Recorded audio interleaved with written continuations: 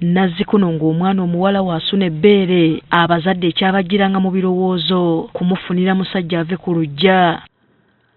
Kino kyakolebwanga okusinga nga babeewaza okufunira embuto ku luggya ate abandi baayagalanga byanfuna okuva eri omusajja anaatwala omwana waabwe.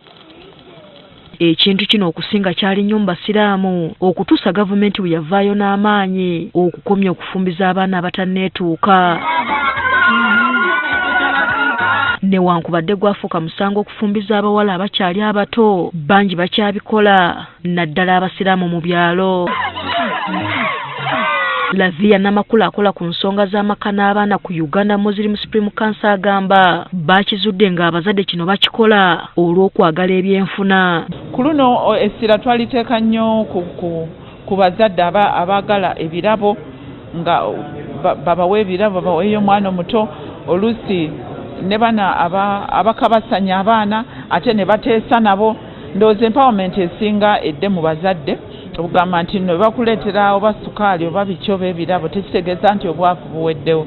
Tukole bukozi tufune ssente tweyimirizeewo. Bano era bavumiridde n'emize egikyase nnyo mu baana ab'obuwala abatakyayagala kukola okuggyako okulowooleza mu basajja. Abaana abawala bino bye mugamba nti omusajja yannimbye nampa simanyi 15 simanyi neŋŋenda naye ebyo byonna temuli kubanga omuntu oyo gw'ogamba akuwe 15,000 mwavu nga ggwe era mugeraageranye ku mwannyokeka naye tazirina emitwalo 3 tagirina. Abaana abawala muyiga okwekolera okuluka obuntuntu ne mutunda ne mufunamu ssente mufumbe kabalagala mukole emirimu bazadde bammwe gye bakola oba asiba nviiri naawe weeyigirize. Kati agamba bakukwatagana ne gavumenti okulwanyisa omuze guno okwetooloola eggwanga lyonna. Omwana alina okufumbirwa ng'ayisizza emyaka 18.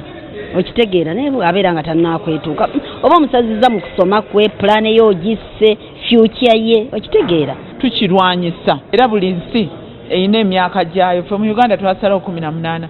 Etteeka bwe likukwata tewali ajja kutaasa singa osangibwa ng'okikola. Bino okubyogera babadde beetabye mu mpaka z'okusoma Quran ezitegekeddwa ku muzikiti gwa Old Kampala ng'ebimu ku bikujjuko eby'okukuza emyaka 5 egya Uganda Muslim Supreme Council.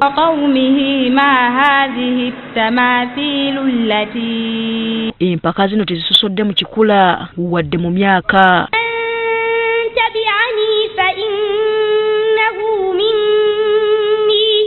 أدخلناهم في رحمتنا إنهم. Omuwanguzi wa kuweebwa emmotoka olunaku lw'enkya ku mukolo gw'okujaguza emyaka 5 egya Uganda Muslim Supreme Council ogugenda okubeerawo ku kisaawe kya Old Kampala.